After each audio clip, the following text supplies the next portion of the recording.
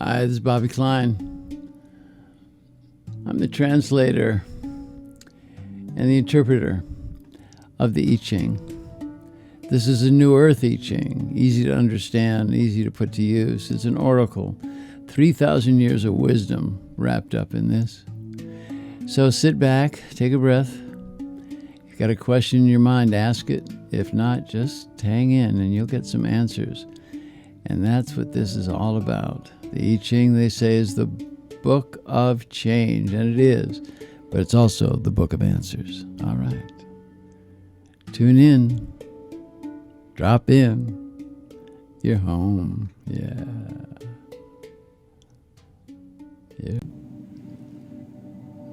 On cold winter nights,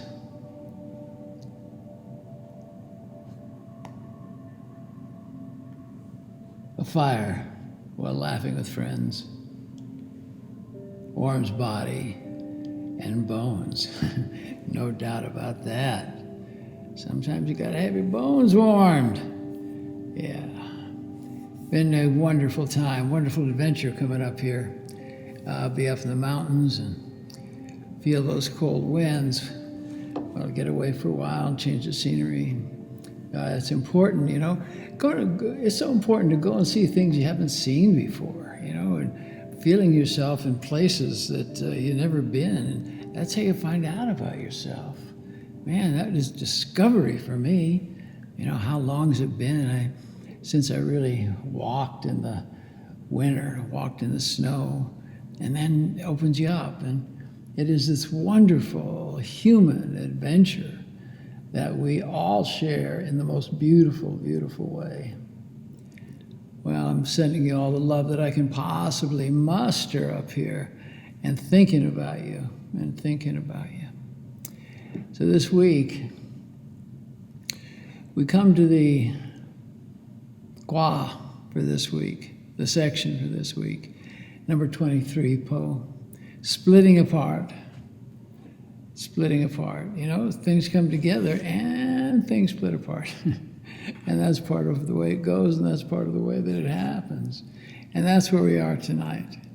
We are in that time, we are in that place of finding more about ourselves as we come into this time of timeless time. What is time? You know, it's an invention on the Gregorian calendar. You know, 9 to 5, you know, get you there. Time it, be it, time it. You know, I'll time you, go ahead. Who can get up the stairs fastest? That's fun time. But this idea about time and place, I don't think there's any difference. I don't think it changes a thing. As we move and we feel ourselves moving into new places, and we come to this Kwa splitting apart, and above it says it's the mountain and below is earth, and that's where we're headed and that's where we're going. The earth, by its contractions and expansions, yeah, that's what you feel beneath your feet. You know, when you're doing Tai Chi, you're getting into, and many other things, hiking, walking, making love. We feel the earth move, right? Because it's moving. And when we get that and we understand that the earth is moving, it makes everything make a lot of sense. You know, and that's not about time. The earth knows nothing about time. Gaia never said, what time is it, did she? I don't remember that. So we move. So we talk about Gaia, we talk about the earth. The earth in its contractions and expansions creates mountains, right? They push together, the plates push together, and up comes the mountain. In this section, the yang earth is pushing upward, causing the yin mountain to rise. This is an act of creation. For this process of creation to take place, that which lies peacefully on the earth must change as the mountain pushes upward. And now there's nothing to do but to accept this process and keep still. You know, when I hear instructions from the oracle, excuse me, when I hear instructions from the oracle and they're about, you know, being in the process, keeping still and accepting it, I'm reminded of the card in the tarot, the hangman. And if you look at that image, you'll see, man, that cat's got nothing to do but surrender. And we have to, we got to come to that place where we do truly, truly remember that sometimes we just must surrender. The laws of nature are taking place. Observe. The earth is shifting below your feet. Stay balanced. Oh man, that's a good one for me. Just stay balanced. You know, sometimes things that we've built, things that we cherish, seem to be splitting apart. You know, it could be our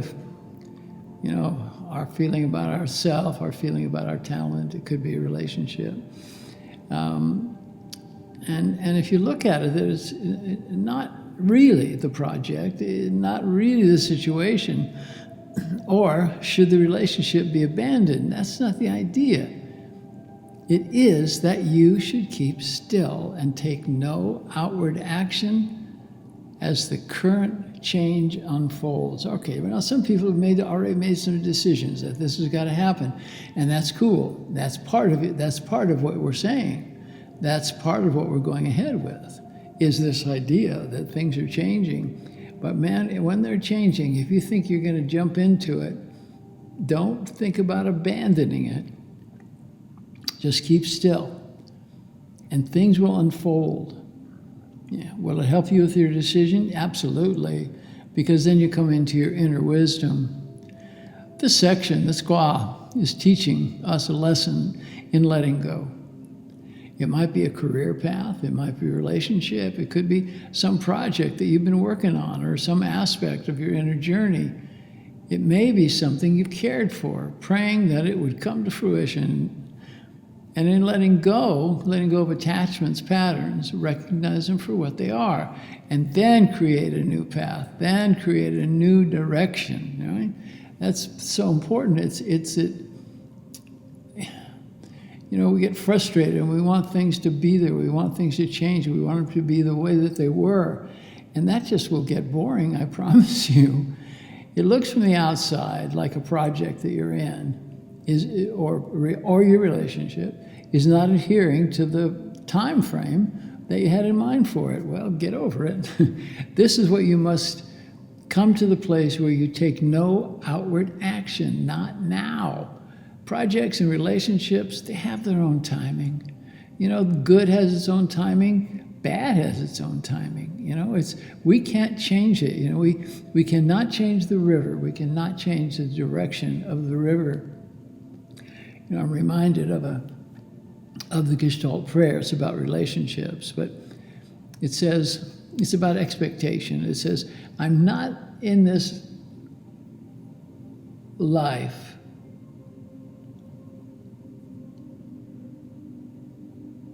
You know what? I forgot it. See, now that's what happens. I got it. It came back. See, the memory? That was called a phonological loop. I slipped out of the phonological loop, and now it's back. All right. I am not in this life to live up to your expectations. You are not in this life to live up to mine. I do my thing, you do yours. If we meet somewhere in the middle, it's beautiful. If not, it can't be helped, right? That's the idea. Is that don't let expectations have you just, shift you, make you sad, make you depressed. Because right now you have a choice. You can run, you can turn tail and get out of town. You can not look at the issues that are facing you, in which case everything would collapse, leaving you with nothing. Or you can observe the natural process unfolding and remain inwardly still while letting go of your old ways of thinking, your old attitudes and sense of entitlement, so that you can create a new and positive direction that will support your progress going toward the goal, okay? We talk about, is it the goal that we wish for, or is it the pathway? Is it the way that we go? It's the way that we go. It's the way that we do it. It's the way that we come to ourself in being. It is that. The right action now is not to abandon the goal either and wait for the old to fall away.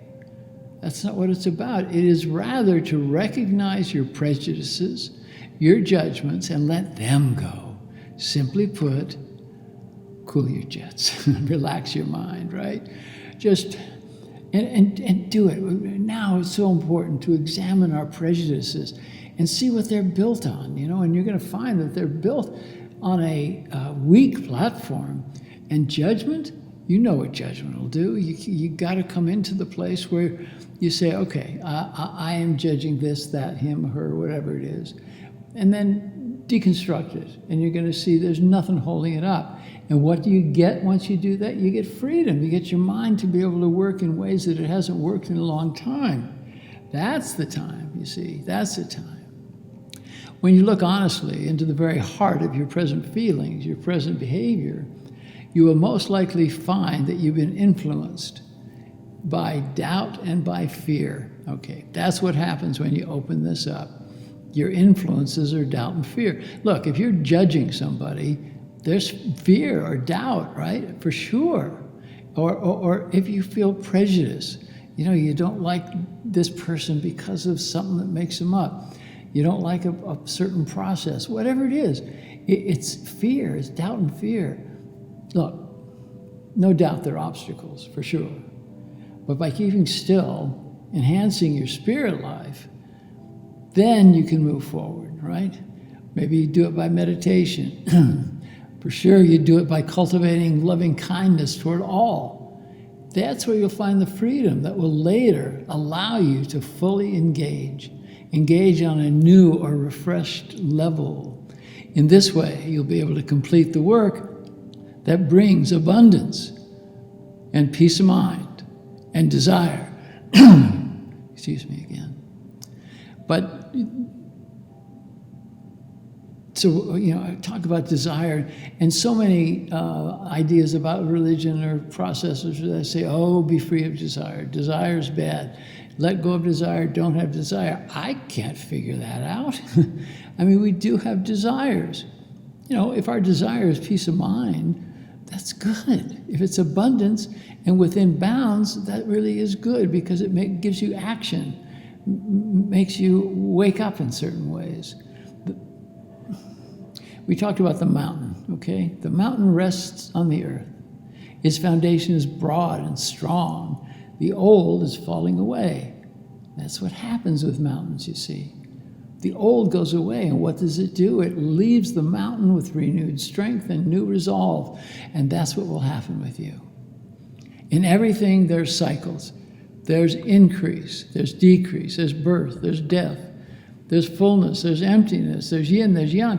In your current situation, it might be a business adventure, a relationship, your emotional life, your health, or your creative spiritual life, it is now time to fully embrace the idea that everything that has been created, no matter how strong, contains the seeds of disintegration and decay. This is natural. Nothing lasts forever. It will go. So now it's not the time for heroism in action. It is time to remain introspective and still. And that's what this call is about. Allow the natural process to unfold. Get out of it, I mean, and sometimes, look, if you're watching somebody else in their life and what they're doing, and maybe it's in a relationship, and they're going through some kind of changes, and what that is, just observe it. Don't get in there. Don't judge them. Don't tell them to change it. Because if they voice it or don't voice it, remember, it's none of your business unless you're invited in. If your current situation is not working out the way that you wanted it or that you expected it would, then, after a period of meditation and quiet contemplation, revise your plan. If you do not recognize your patterns and change them, then you're likely to fall into the abyss. And we've been there, we've done that. Look, letting go of the old hardwired patterns is truly one of the hardest things we can do. Humans, we get so locked. We become attached or even addicted to a certain way of thinking. And that takes us to a way of being. that we have time after time applied to situations, relationships, or whole life. The greatest potential is always present in any situation. But it can only come to fruition if we are brave and if we are confident that our inner guides, our teachers, our wisdom will have our back and allow us to see and adopt new ways. And listen, don't ever doubt that we have guides. It could be ancestors. I do a lot of work with going back and, making room for the ancestors because they're sending messages. And we got to be still. It could be your inner wisdom connecting with the divine, but be still and let it happen, right?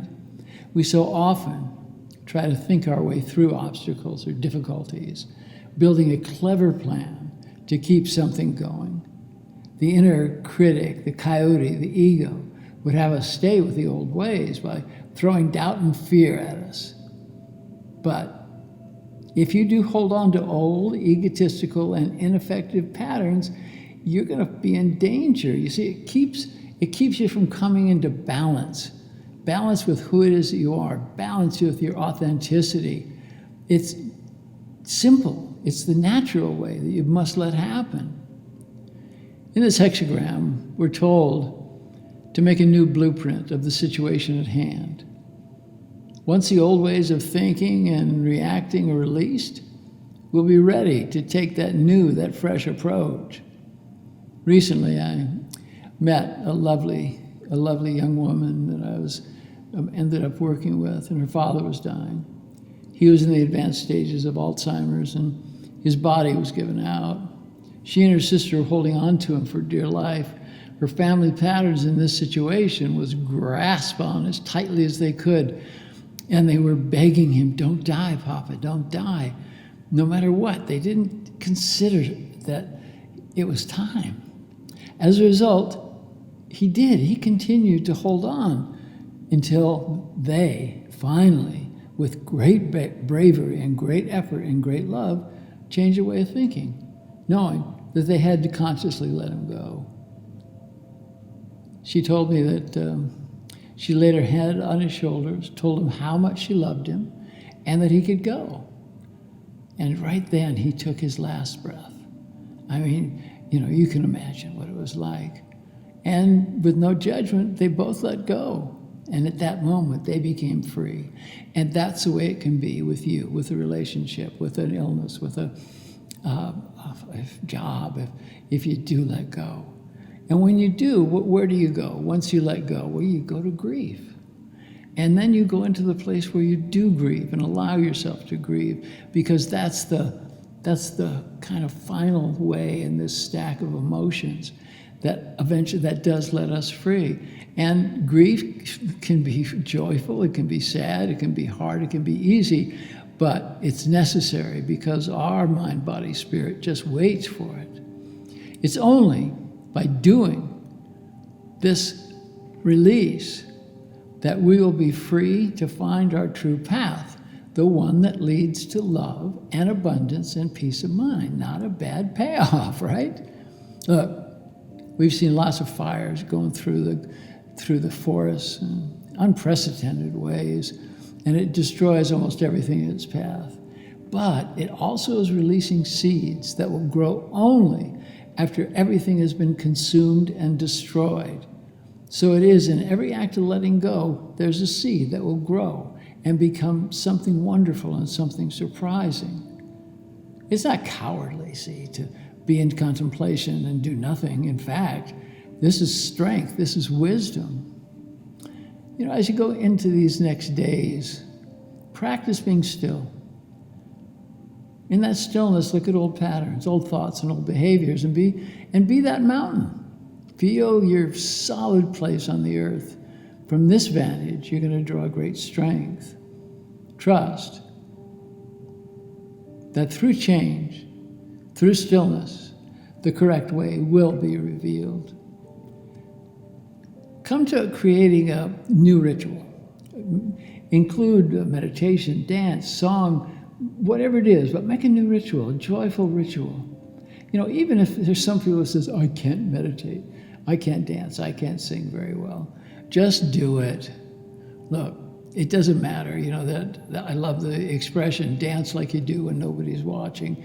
And I think that that's it. Sing. Doesn't matter if people say, I can't sing. Of course you can. You know, and Spirit's watching and the divine is connecting with you. So open your hearts and open yourself to this new idea and to this new place and to this new plan, right? This new plan. So that's it pretty much for this week. But it really and truly is a great opening. It's a great idea. Places that we've been and things that we need to let go of. This is not only valuable, but this is important as we come to get out of the way and to let love in.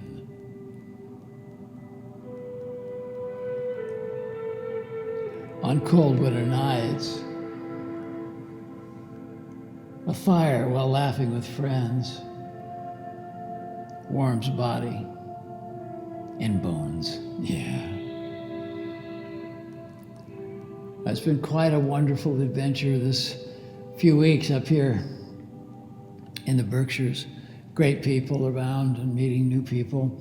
And hey, up there in West Adams, we're showing up. You know, fire up the barbecue, brother. You know, and we've had some people reach out to us, and we are going to move. We're going to come into that. We're going to come into that place. So truly now, what I say is, and man, this comes from my heart. You know, there's something about the cold that directs you to, you start thinking about your body. Start thinking about how cold it gets and the places that you open up. And what is it? What are you warming, man? You're warming your heart. And that's what we're talking about, isn't it? That's what we're talking about, is coming into that place of warming mind, body, and soul. And that's the beauty of coming together right now. So I send you all the love I could possibly muster as we're up here in the mountain time, traveling with my assistant Allison and meeting new people and staying in a beautiful pad and feeling great. So we're going to be meeting new people. We're going to be laughing. We're going to be dancing and coming into a place of light and a place of love. And what I say to you is, in Lakesh Alakin, I am the other you, and I like it that way. Yes, I do. Blessings to y'all. Namaste, my sisters. Namaste, my brothers. Open the doorway to happiness and dance, dance, dance. You know, some of you know I got injured and I'm just coming back to it, getting close to where I'm dancing again. I got to miss it. So all of you that can dance, dance for me, all right? Get a dance going.